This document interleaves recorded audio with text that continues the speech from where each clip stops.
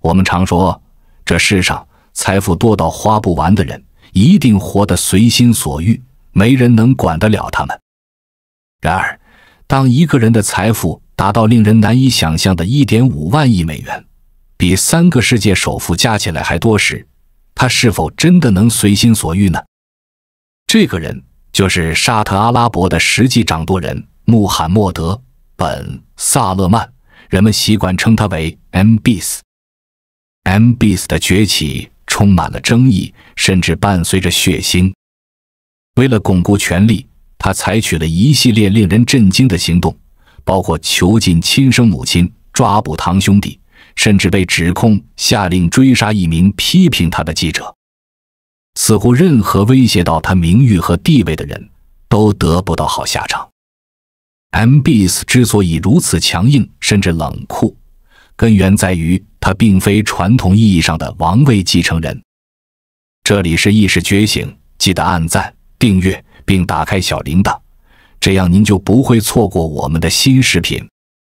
过去几十年，沙特王位的继承规则都是在同辈兄弟之间传递，比如哥哥去世后传给弟弟，弟弟再传给更小的弟弟。但 MBS 只是国王的儿子，属于下一代，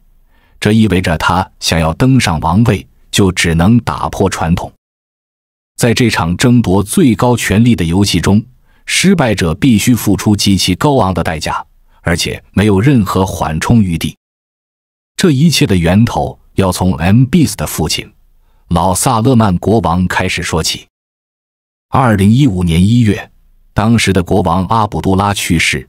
由他79岁高龄的弟弟老萨勒曼继位。按照传统，老萨勒曼的弟弟穆克林亲王将是下一任王储。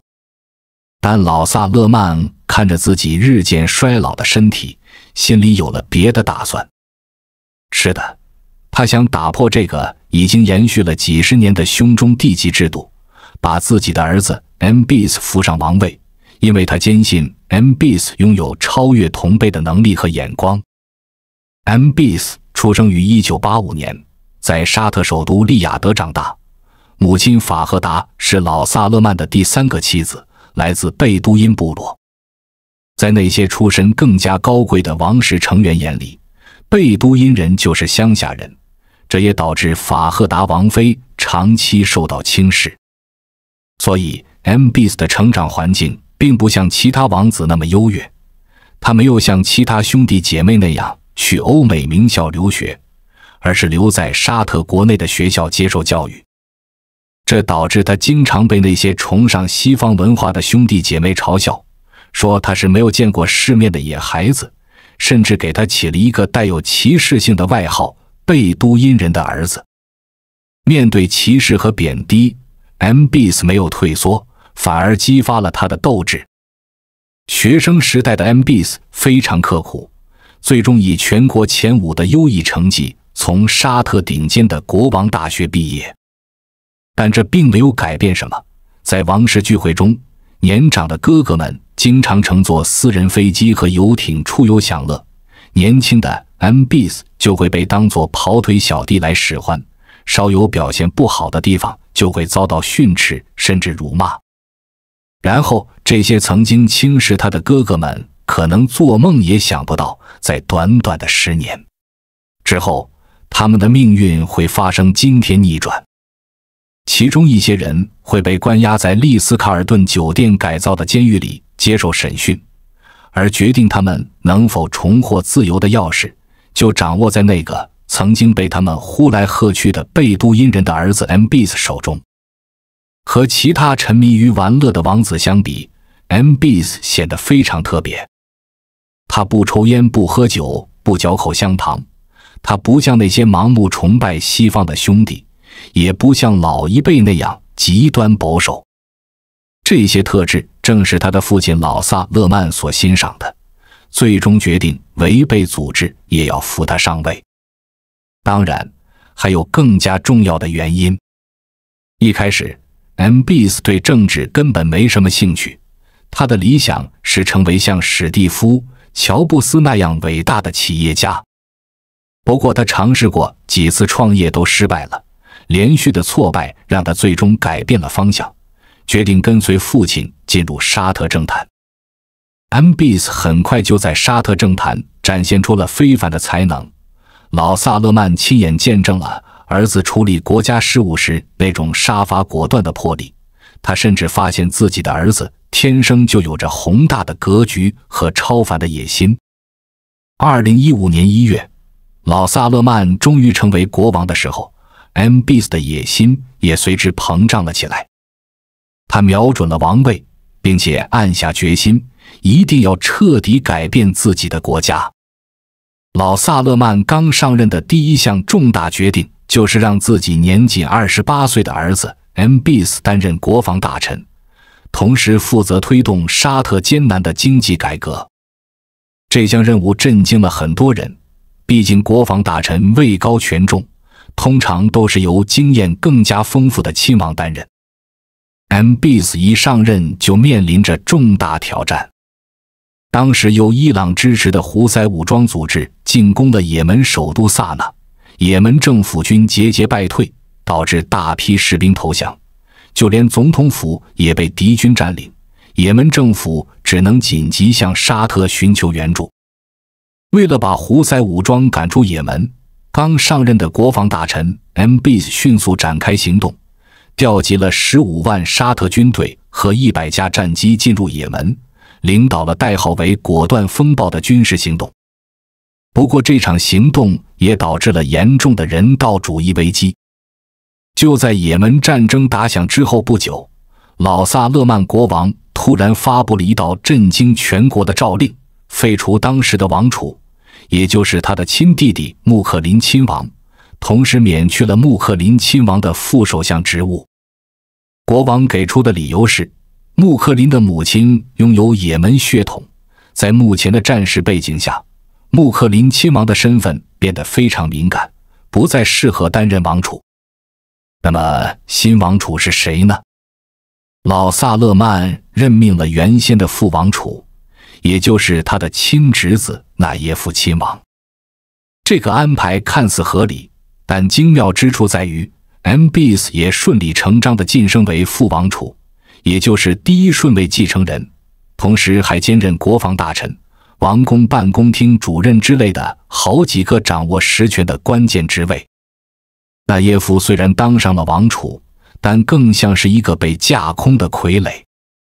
纳耶夫亲王可不是等闲之辈，他出生于1959年，比 MBS 年长很多，从政经验也更加丰富，甚至曾经在美国联邦调查局接受过培训，所以心思非常缜密，而且在沙特安全部门根基深厚。不过他的年龄相比 MBS 也是一个劣势，更何况人家是老国王的亲儿子。MBS 虽然名义上只是副王储，但是他掌握的实际权力已经和纳耶夫王储相差无几，甚至更大。纳耶夫很快就意识到自己的王储宝座很难坐稳，被废除只是个时间问题。看清形势后，他选择主动离开沙特，前往了阿尔及利亚。事情的发展正如纳耶夫所料，短短1年后的2017年6月，老萨勒曼再次发布国王令，这一次他给纳耶夫扣上了叛国和药物依赖的罪名，彻底罢免了他的王储之位。随后纳耶夫被软禁。在连续废除了穆克林和纳耶夫2任王储之后，老萨勒曼终于如愿以偿。2017年6月21日，MBS 被正式册立为沙特阿拉伯的新王储，属于小萨勒曼的时代，从这一刻就真正的开始了。纳耶夫被广泛的认为是沙特开国国王伊本、沙特孙子辈中最有能力的亲王。他突然被废除，在庞大的沙特王室家族内部激起了强烈的不满和骚动。很多王室成员持有这样的观点，他们认为老萨勒曼的一系列操作是在垄断国家权力，破坏沙特王室内部长期维持的政治平衡和权力分享传统。然而，这些感到不满的王室成员们绝对想不到老萨勒曼的操作只不过是开胃菜。他们需要面对的真正大 boss 是那个年纪轻轻却手段凌厉的 MBS。MBS 成为新王储，不仅在国内，甚至在国际上都引发了巨大的反响和猜测。原因很简单，在沙特传统的继承规则下，他根本不可能上位。首先，他的母亲只是国王的第3个妻子，地位偏低。另外，在众多兄弟中 ，MBS 排行老8，所以在他前面还有好几位兄长。更重要的是，他的哥哥们都不简单，有毕业于牛津大学的法学和政治学博士，还有长期掌控国家经济命脉的石油部门高级领导人，甚至还有沙特历史上第1位宇航员。不管怎么看，按照过去的规矩，王储宝座怎么都轮不到 MBS。直到 MBS 开始展示他真正的铁腕手段，所有质疑他的人都倒吸了一口凉气。沙特国内长期盘踞着2股强大势力，他们就像2座大山，阻碍着国家的变革。一股是根深蒂固的宗教势力，另一股就是掌握着巨大财富和权力的庞大王室家族。沙特的宗教势力奉行着严格的瓦哈比派原教旨主义，被认为是沙特社会思想保守落后的主要根源。瓦哈比派对女性超级严苛，在生活的很多方面都受到了严格限制，穿着罩袍只是基本要求。沙特的宗教警察拥有巨大权力，负责监督社会的道德规范，而王室成员们则通过复杂的联姻，纷纷控制着国家经济的方方面面，从石油、军队到政府的各个部门。这种权力过于分散的状态，导致了严重的官僚主义和贪污腐败。几乎每一个掌握资源的王室成员都在不同程度上拖累着沙特的行政效率和国家发展。MBS 担任王储之后，决定要做的第一件大事就是清理掉这2股阻碍改革的势力。他采用的方法极具震慑力，他成立了最高反腐委员会，发动了一场大规模的反腐运动。借助反腐的名义，既能打击宗教势力和盘根错节的王室既得利益集团，又能让那些七嘴八舌的反对者们彻底的闭上嘴，简直就是一箭双雕的事情。2017年11月4日行动开始，很多即将被清算的权贵们最初还抱着侥幸心理，他们认为只要躲过了这个风头，就不会有什么事。况且王储是自己的亲戚，总不至于翻脸不认人吧。然而 MBS 的命令非常冷酷，首都利雅得的5星级酒店丽思卡尔顿被停业整顿。紧接着令人瞠目结舌的一幕发生了， MBS 对酒店进行了彻底装修，所有的豪华客房都被改造成了监狱。一大批特殊警察进驻酒店大楼，严密把守着酒店的所有出口。一场针对沙特权贵人群的大抓捕就这样开始了。几百名沙特顶级富商、前任和现任的政府高官被陆续押送到了这栋豪华监狱，1200多个银行账户被瞬间冻结，超过500名特殊客人被请进了丽思卡尔顿酒店协助调查。这其中最引人注目的就是几十名沙特王子，他们全部都是对萨勒曼父子，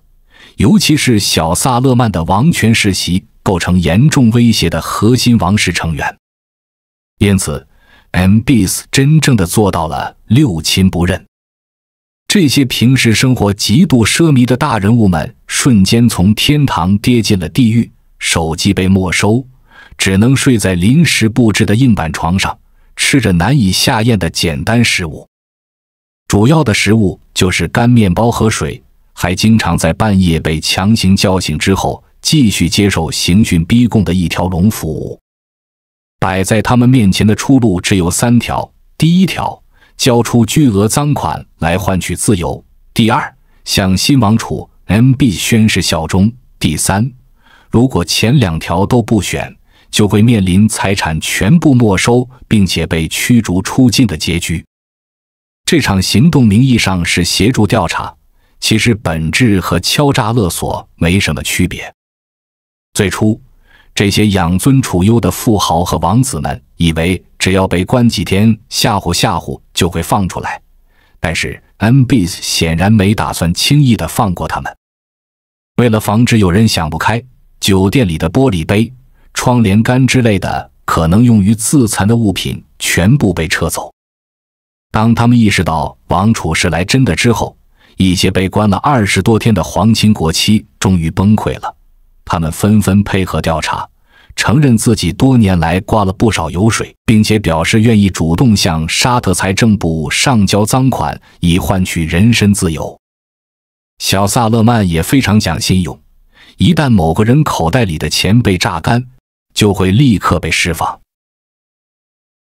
这场震惊世界的反腐风暴持续了3个多月。根据外界估计，小萨勒曼通过这种方式查封和追缴的资产总额可能高达8000亿美元。虽然沙特官方最终公布的数字是1060亿美元，并且声称是追回的赃款和达成的和解金，但实际数额无疑是非常庞大的。3个月后，除了56名被认定为问题严重、需要继续接受调查的人被转移到正式的监狱以外，其他人基本都倾家荡产，灰头土脸地走出了丽思卡尔顿酒店。MBS 用实际行动宣告了，无论你的身份多么显赫，在他的面前众生平等。然而，这些被狠狠敲打、颜面扫地的皇亲国戚们怎么可能咽得下这口气呢？于是他们马上想到了去找老国王主持公道，结果到了王宫却发现宫门紧闭，门上还贴着一张字条：国王年事已高，精力有限，所有事务请找王储殿下处理。吃了闭门羹的亲戚们转而去找 MBS 的母亲法赫达王妃，希望她出来管管自己的儿子。万万没想到， MBS 不仅对那些关系疏远的兄弟姐妹毫不手软，对自己的亲生母亲也同样冷酷。原来 MBS 早就秘密地把亲生母亲给软禁了起来，而且一关就是2年多。外界有很多传言说法赫达王妃反对儿子当王储，但这显然不是事实。真正的原因更加现实。法赫达王妃作为王储的母亲，不断向儿子施加压力，要求他给自己的娘家人，比如法赫达的兄弟和姐妹之类的，安排重要官职，让他们也过上王公贵族的奢华生活。MBS 对这种任人唯亲、利益输送的要求极其反感，在一次激烈的争吵过后，他一怒之下下令将亲生母亲给软禁了起来，以绝后患。由于老国王有好几个妻子，平时和各位王妃并不经常住在一起，他甚至不知道法赫达王妃已经被自己的儿子给软禁起来了。MBS 告诉他，母亲生了重病，需要送到美国接受长期治疗。老国王信以为真，2年多从来没有质疑过。直到有一天，老萨勒曼访问美国，时任美国总统奥巴马设宴款待。吃饭的时候，老国王很自然地对奥巴马说道：“我想顺路去纽约探望一下正在那里治疗的法赫达王妃。”奥巴马总统被这个突如其来的请求搞得一头雾水。美国方面根本没有任何关于法赫达王妃在美国接受治疗的记录。老国王这时候才意识到不对劲，场面一度非常尴尬。回国调查之后才知道，王妃根本就不在美国，而是被自己的好蛋儿关在了沙特国内。尽管已经知道真相，老国王并没有处罚 MBS， 而是不了了之了。